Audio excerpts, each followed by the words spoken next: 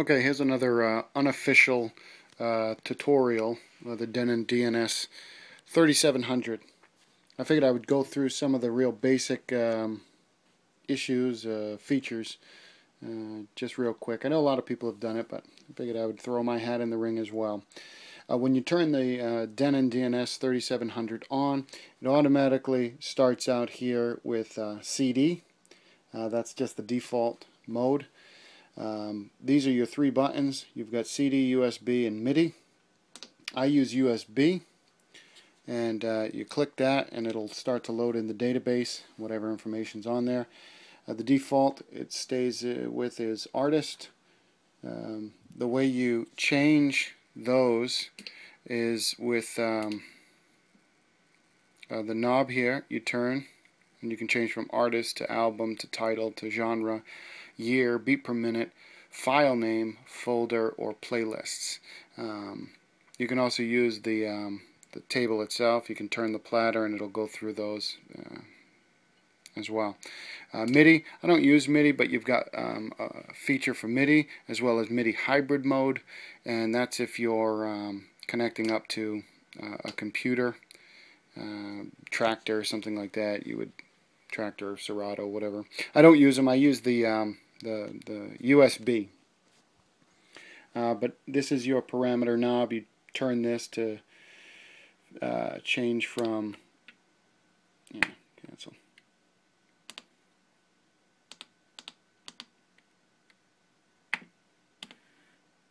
Let's start over here. Anyways, use this as your parameter knob. You turn this, and to engage, let's say you want to look up artist, you push it in, that enters it, and then you scroll, you enter the artist, and then you find whatever song you're looking for. You enter again, and it loads it onto the deck. And then obviously you hit play and all that. If you want to go back, you hit the little back button.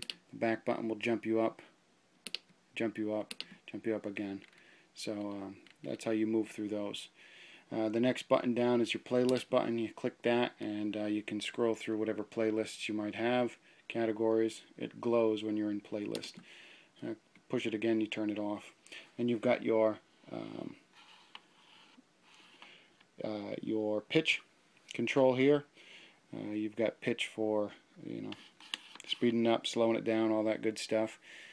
You've got what's called the key lock or key adjust button. When you've got a track in, you can engage that, and then it'll change the pitch, but it won't change the actual key. The one note that I found is if you have an MP3, this may be the same for CDs, I'm not sure, but if you have an MP3 that's in a low quality and you put the key adjust on and you move this pitch too much, you can tell that it's being distorted a bit. So I find that you find it less if you keep the key adjust off, that key lock off, and do that. So anyways, you might play with the different MP3s that you've got. The next is your pitch range, and that goes from off to 6, 10, 16, and then 100%. So I usually keep mine on 10. I think that might be the 6 or 10 is the default. I can't remember. Down here you've got your pitch bend. Your fine tuning. You've figured out where your speed is, your beats per minute or whatever, and you need to nudge it. You need to speed it up a little or slow it down a little. That'll speed up or slow down the track a little bit. Similar to, if you're using the platter, speed it up just a little bit, slow it down just a little bit. You can do the same there. This button here is for your platter, and if it's orange, which is the default position, then when you hit play, the platter actually spins, and you can use it like a regular vinyl record, scratching and all that. If you press the button and it's green, this is pitch bend. So like some of the other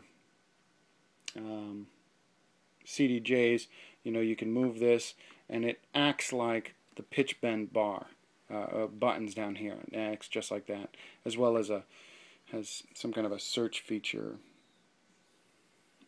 So next you move on to reverse, dump, and break. Reverse does just that. If you're playing, you hit reverse, the song will reverse and the platter will reverse.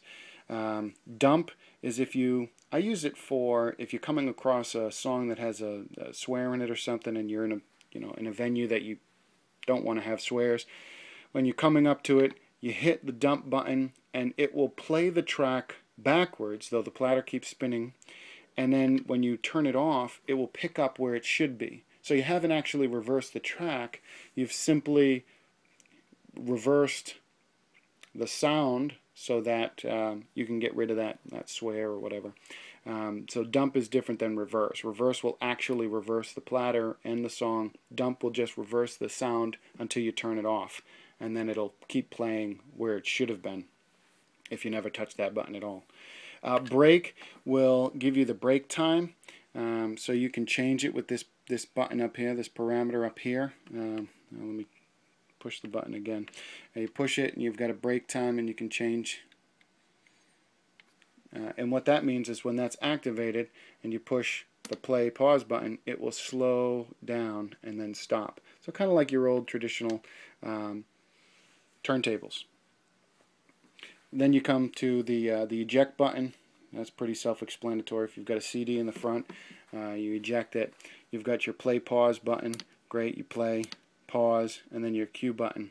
One thing I've found out is some people don't actually know, and I didn't know at first, the way you set your cue point is you play the track, and then, well, let me start the track over here and I'll show you. You play the track, press play, and when you get to where you want to cue it, pause it, adjust it, find exactly that spot, then hit play again, and I don't know if you can see it, but there's a little red dot on there now. That's the new cue spot. So when I hit cue now, it'll bring me right to that cue spot again. So what you have to do is you have to press play, stop it around where you're looking, adjust the platter to exactly the point that you want to have your cue at, and then hit play again. And then from that point on, you've got your cue locked in. So that's how you change and set cues. Some people didn't know that. I didn't know that. I was trying to figure it out for a while. Then down here, you've got your fast track search. So you want to speed through this track, you just hold it. If you want to reverse through the track, you push it the other way, and so that'll speed you through your track. Next thing you've got are your built-in effects. You've got filter, flange, and echo or loop. And when you push those, this parameter knob lights up, and you can adjust what you need to adjust. And the wet, the dry. You see that circle getting higher, going fully and coming back. That's your wet, dry. And then over here, this is part of the parameter as well. You see this one. So those two knobs kind of work together for these effects. Most people use whatever's on their mixer, or they use an external effects, but if you don't have them and you want to use them, you can use these. The next is your auto BPM or your manual BPM. So you hold it down, it'll go to auto. It'll tell you what the auto BPM is. If it's inaccurate or something like that, you can simply tap, and then it'll change whatever you manually entered. Or you can hold auto BPM, and then it will do it again for you. Then you've got your loop trim, your in and out loop trim, and then again this is for your loop as well as your other effects. Further up, you've got auto loop set, memo, or preset, as well as exit. So if you hit the auto loop, then these light up, and they're lighting up red. That means you're going to be in loop mode. So you can hit the loop mode, and then you change this, and it'll change the length of your loop. And then you hit exit, you'll be exited out of the loop, but the track will keep playing. When these are green, these are hot cues. so you can have any combination of loop or hot cues. The issue is once you set something as a hot cue or a loop, you can't set it again. So I can't set this as a hot cue and a loop. Do you know what I mean? It's not two per each one. It's just one. To exit those or clear those, you hit the little buttons above them. That'll clear them. But you can use loop or hot cue for each of these. Change it.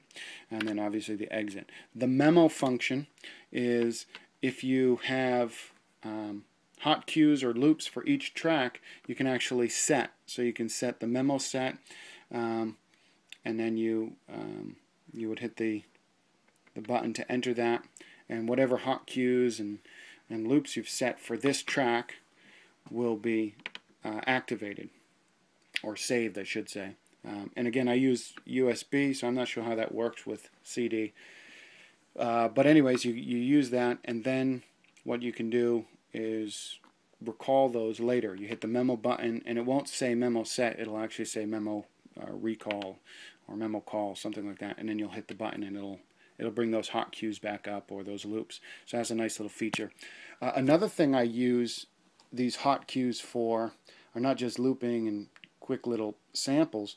I'll actually use these at a gig. If people come up with song requests, I'll use these as quick access to those song requests. So I'll find the songs, I'll set them up here as a track is playing on my other deck. Excuse me, and then I can play whatever set I'm playing here, but I'll remember, oh, I've got a couple requests up here, and so I'll play the request, and then I'll clear it after the track is done. I'll clear that out, and I'll do the same with this deck over here. So I'll have 6, so I can store up to 6 requests and still keep playing whatever set of music I'm playing, and not forget, hey, I had a couple requests. So I use it that way. You may or may not. Then there's this feature here. This is both or forward. What happens is if it's in both, when you're moving the platter, if the crossfader and all the channel faders are up, you'll hear the sound of the record going forward and back. So your traditional scratching sound.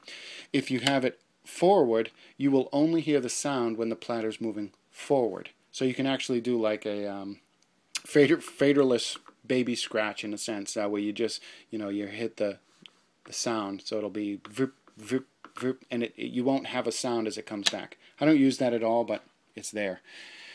Over on this side, you've got manual loop in, loop out. You hit the button when you want to loop in. You hit the button when you want to loop out. You got the exit and then the reloop button. You can flip this and use this as a sample. So if you just wanted to create a sample there, let's say you have a sample on here, or a drop.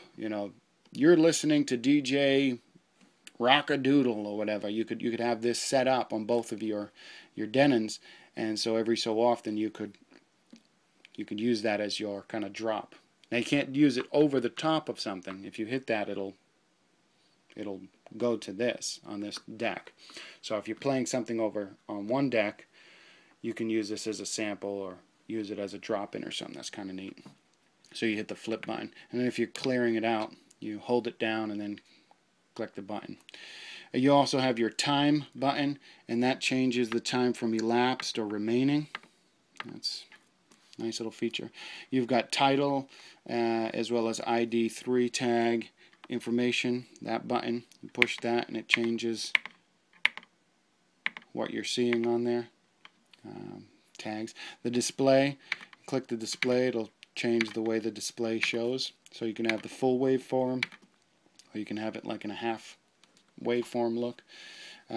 There's also a couple secondary features. You hold down the time button, it's utility.